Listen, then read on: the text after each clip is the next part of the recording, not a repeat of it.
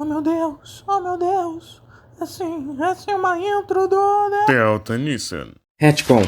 Acho que todo mundo aqui sabe o que é retcon, certo? Se acaso você não sabe, é quando uma informação de uma história que já era estabelecido sofre uma mudança abrupta por conta de uma nova. Um belo exemplo é o Piccolo de Dragon Ball, onde o Piccolo Daimyo era explicitamente um demônio literal, tanto que quem morria pra ele, sua alma não podia ir nem pro céu e nem pro inferno, ficando preso na Terra. Mas em Dragon Ball Z isso foi retconizado, para ele ser um alienígena. E em Dragon Ball isso é de boa, já que Dragon Ball é retcon um anime barra mangá. Ora, o Wakfu, que é o Dragon Ball francês que sua origem é um MMORPG, tem quadrinhos, spin-offs... Não.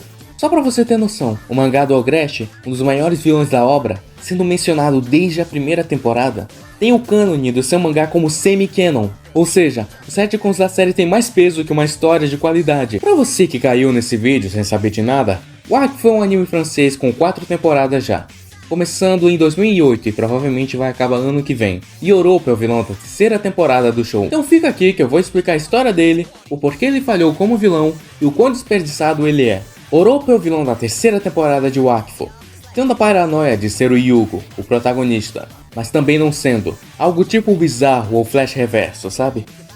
Sendo seu plot twist que ele é um tipo de clone do Yugo, sim, um tipo, pois é difícil classificar ele. Ele é uma parte do Yugo, parte da personalidade dele, do coração, clone físico, clone holograma, etc. Não é bem explicado isso. E tudo começa cronologicamente quando Yugo, ao usar os 6 Lofoseliatrops, que são meio que as esferas do dragão desse mundo, barra literalmente o ventre, que estão seus irmãos de sangue. Sim, ele tecnicamente está segurando um monte de feto dos irmãos dele. Bizarro! Ao usar esse poder, Yugo tem um desejo inconsciente de querer seu povo de volta. E meio que ele conseguiu. Só não especificou que não era pra ser um monte de parte dele, criando sem querer os Heliotrops, onde eles, sem explicação nenhuma, são teleportados para várias partes do tempo. E já dando spoiler, a melhor parte do Yoropo é esse início, porque ele foi criado pós terceira temporada, pois ele como vilão foi tão ruim que tiveram que retconizar o retcon. Mas voltando aos Heliotrops, os Heliotrops estavam em guerra civil há anos, sendo aquele que mais aproveitava dessa situação, Buyon. Alguém que adora luta. Sério, ele deve bater uma vendo a MV de Dragon Ball. E o que mais deixa assustador é que quando o Heliotrop morre, sua essência vai para os outros, deixando eles mais fortes com esse rastro mostrando sua localização. Ou seja, o Buyon sabe onde cada Heliotrop está. Mas chega Yoropo e convence ele a se unir ao seu grupo. Com o discurso no jutsu? Não. Ele simplesmente manda um: se por acaso está querendo um desafio de verdade, eu te arrumo um, viu? Só comprar o meu curso por 99.999. E com Ramondino, sua femme fatale que ele canonicamente não come, pois prefere a namorada do protagonista. Sério, desculpa, Malha, mas olha com quem tu tá competindo, mulher. Batman andrógeno, Sniper andrógeno, criança e corcunda de Notre Dame vão para a Ilha Oma, onde está Gruga Loragan, um dos irmãos dragão de Yugo. Então 2 deles saem pra fazer aquela outra parte do plano, que não é dito que é.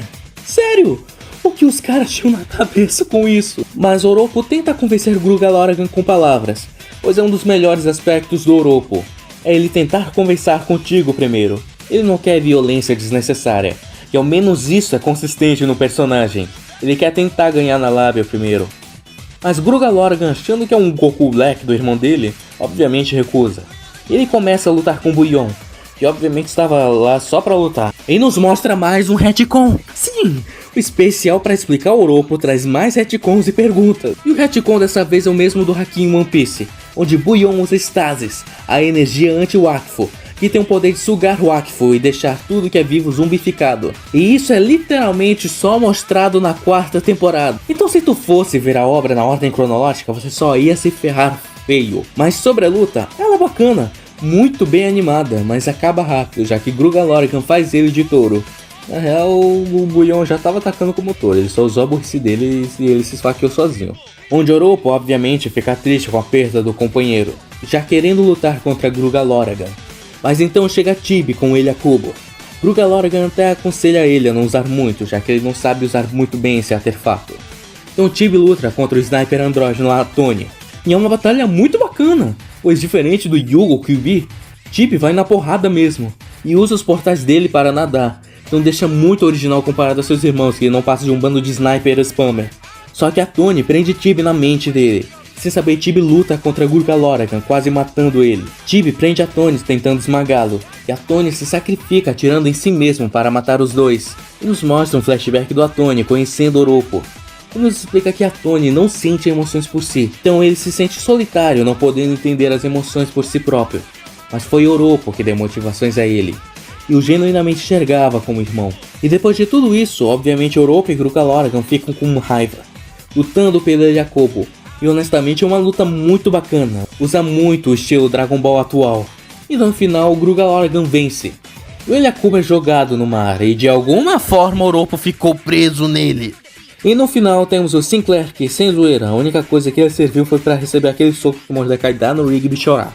Então na Torre do Oropo temos aquele Corcunda de Notre Dame que ia atrair Oropo tentando matar o corpo em coma. Mas a Echo salva Oropo por razões amorosas, obviamente. E você deve estar se perguntando, o que foi isso? Eu tenho a mesma pergunta que você. É um especial que não progride muito na história.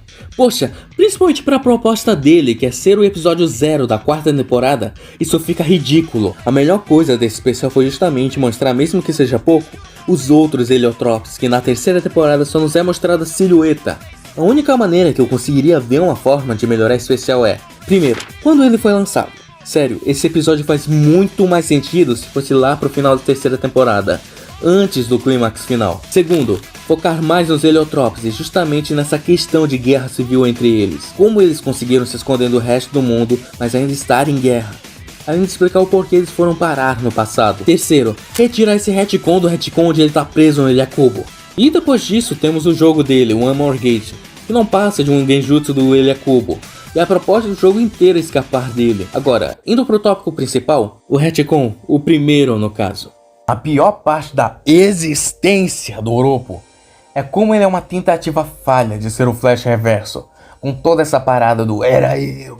Na 3ª temporada, ele é o culpado por criar Nox e Ogresh, dois personagens que caíram pelo seu ego e infantilidade. E não porque um Twink falou pra isso acontecer. Fica pior ainda porque na do Ogresh foi um sacrifício da pessoa que ele amava, mas de uma forma que fez o Ogresh pensar que ele a matou. Como que o Ogresh entra nessa? E fica pior ainda. Você lembra que na 1ª temporada o Nox dizia que o Cubo falava com ele? Pois é, era o Oropo. Piora mais porque de alguma forma, fora de tela, ele saiu do Eliakobo. E sabe o mais engraçado? A versão original do motivo do Eliakobo estar perto da casa do Nox teve um gap de idade imenso. Na primeira versão, Gurga Loragan tinha jogado o cubo na luta contra Orgonax milhões de anos antes de sequer do Oropo ou Nox existir. Além disso, quebrar o quão humano é o Nox. Ele é praticamente o Smeagol desse universo. E colocar que na verdade foi o Oropo que influenciou destrói muito da quebra de mente dele. Caramba, o cara se matou depois de perder, poxa. Isso, querendo ou não, dá uma má reputação pro Oropo, que de todos é sem sombra de dúvida o vilão menos favorito da maioria, só perdendo pro Ogresh porque ele não tem necessariamente um vínculo como os outros vilões. Agora, indo pra 3ª temporada, Oropo justamente planeja concluir seu plano de criar um novo mundo para todos, destruindo esse universo atual junto com os deuses, fazendo seus filhos bastardos, frutos de relações com mortais, substituírem eles nesse novo mundo. Já que como os Heliotropes ficavam escondidos, eles tinham que suplicar aos deuses na época de tormentas. Mas obviamente, como seu criador era um moleque anão com a voz do Goten, isso não funcionaria. E eu não posso falar com muita propriedade sobre a relação com eles, já que certa parte desse desenvolvimento está no mangá do Ogresh, que melhora muito essa tal ligação com o Ogresh. Em vez de ser o Oropo ligado a ele, é a irmandade inteira dos semideuses em si. Mas voltando à 3ª temporada, uma coisa que peca muito nessa temporada é a falta de conversa com os outros semideuses. A grande maioria deles não tem uma história de fundo ou uma personalidade forte. Pra você ter uma noção, essa é a deusa Felka. Deusa Felka, puta que pariu. Essa deusa Feca é uma bela dama, né? Rapaz, se ela fosse popular na série, só consigo imaginar o tipo de fanart. Inclusive, indo para um tópico fora disso, por algum motivo ela é um velho voando num prato em um dos jogos. Que? Pois é, se eu te disser que o filho dela é o Giga Shed com o cabelo do Heihachi com fetiches e cuecas. Sim, você não ouviu errado. Agora me fala, como é que você quer que o público fique animado quando esse cara aparece? Mesmo que ele seja um personagem comédia, ele só é bizarro. Sua personalidade inteira é ser um colecionador de cuecas. Ao menos pode ser um fanservice pra bissexual, já que ele quer de todo mundo que é famoso. Mas voltando aos semideuses em geral, a temporada é tão curta que certa parte deles só dão uma de Mudiares e deixa eles passarem, fazendo com que a profundidade deles seja realocada pro mangá do Ogresh. E a duração da temporada afetou muito aqueles que são interessantes, como a Datura, que se lembram do Agreste, ele só virou um vilão porque achou que ele tinha matado ela. E todo mundo, quando chega no local, questiona o porquê dela nunca ter revelado que ela está viva. Porque isso literalmente mudaria o mundo em todos os sentidos, até geograficamente. E simplesmente manda o papo que para evoluir precisamos de sacrifícios. As duas únicas pessoas que o Oropo tem uma mínima conversa é a Echo e o Adamai, que é o irmão do Yugo. E para alguém que era vendido como um vilão de conversa, o que ele menos fez nesse momento é conversar. Sério, a única conversa com o Yugo, aquele que o Oropo considera como seu criador e pai, ele só conversa 2 vezes. Uma no início da temporada, quando chegam na sua torre, e no final. Em compensação, ele trata o Adamai como irmão, se preocupando quando treinam. Mas ainda é sem muito agridoce, sabe? Se dá um gosto, quero mais no sentido negativo. E pra mim, a pior parte dele, o fetiche de corno. O fetiche de corno é uma habilidade despertada por roteiristas de quadrinhos e animações, onde consiste num triângulo amoroso, onde o amor da vida do protagonista fica indecisa sobre ele e o vilão que supostamente dá carinho. Para essa técnica ser ativada, o roteirista precisa criar um conflito forçado entre o protagonista e seu interesse amoroso, a ponto de que questione se amam mesmo. E eu não tô zoando, essa é a pior parte, e é intensificada pela duração dessa temporada. Pois infelizmente o rolê todo dessa temporada entre Yugo e Amalia, essa questão do Yugo ser imortal de idade, preferir não ter ligações além de amizade com os outros. E isso tinha muito potencial, por justamente bater nessa tecla que era o tópico principal do vilão da temporada anterior, que é o irmão do Yugo, além de o pai da própria Amalia estar morrendo. Tem noção do potencial disso? Mas não, tornaram isso um fetiche de corno, aproveitando da paranoia do Oropo em querer ser o Yugo, em vez de ele querer uma que literalmente escondeu por séculos que queria destruir o universo. Pra uma garota que até esse ponto só era uma princesa mimada que tratava os outros como seres Serviçal de um samurai. Isso não só torna ele um idiota como vilão, mas também um idiota no amor. Vai se fuder, Oropo. Justiça diva da Echo. E quando revelado a todos seu verdadeiro plano, ele se torna tão poderoso que a Echo tem que teleportar todo mundo para o Inglorium, que é tipo o panteão grego desse universo. E Oropo tenta perseguir eles, mas desiste ao ter flashbacks fofinhos com semideuses. Ai, que fofinho. E fica com a Echo cancelando a explosão, que puta que pariu, se o cancelamento deu isso, imagina a explosão normal. E ele morre depois disso. Como era o último Heliotrope, ele vai de vala, e a única coisa que resta são ilusões do Yugo sobre ele na próxima temporada, que serve justamente para desenvolvimento de personagem. Mas sobre o Oropo como vilão, ele foi uma decepção. Me desculpa, mas ele é um vilão muito meh. É nítido a tentativa de tentar fazer um flash reverso pro Yugo. Só que para um vilão desse tipo, precisa ter ou um universo muito simples como Dragon Ball, ou ter antecedência, que é uma coisa que não existiu. Porque os Heliotropes só existem pra você jogar com os poderes do Yugo, sem quebrar totalmente a lore. E sabe o pior? Essa lore decepcionou quem jogava com essa raça. Sim, pois imagina tu jogar com uma raça que de aparência e poderes são uma cópia que foi pro passado sem explicação nenhuma. Agora, o que poderíamos fazer pra melhorar o Oropo como vilão? A primeira coisa seria focar muito mais nesses primeiros anos do povo Heliotrope, e onde ficaram esse tempo todo. E aí chega o Oropo para unir a todos, explicando como um culto toda a questão do Yugo e como eles são importantes para o mundo. E justamente o Ova dele seria sua primeira missão, tentando pegar o Eliakubo. Mas no fim da batalha o Eliakubo vai longe e cai na ilha que séculos depois, Nox vai morar com sua família. Depois disso, Oropo recua com todo mundo, então decidem seguir esse meio de não interferir diretamente. Oropo fica em coma após usar tanto poder, então acontece o jogo dele. Depois disso acontece o mangá do Agreste.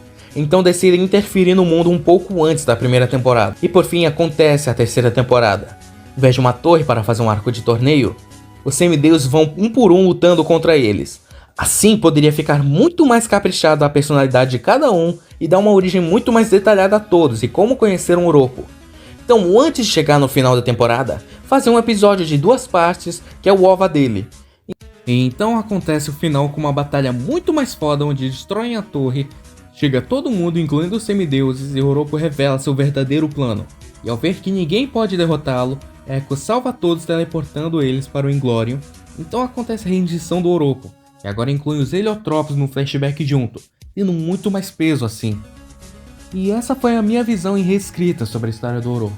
Se quiser deixar só nos comentários ou criticar a minha, pode falar. Se quiser ajudar o canal financeiramente, tá aqui meu Live Pix. E o vídeo vai ficando por aqui. Até mais!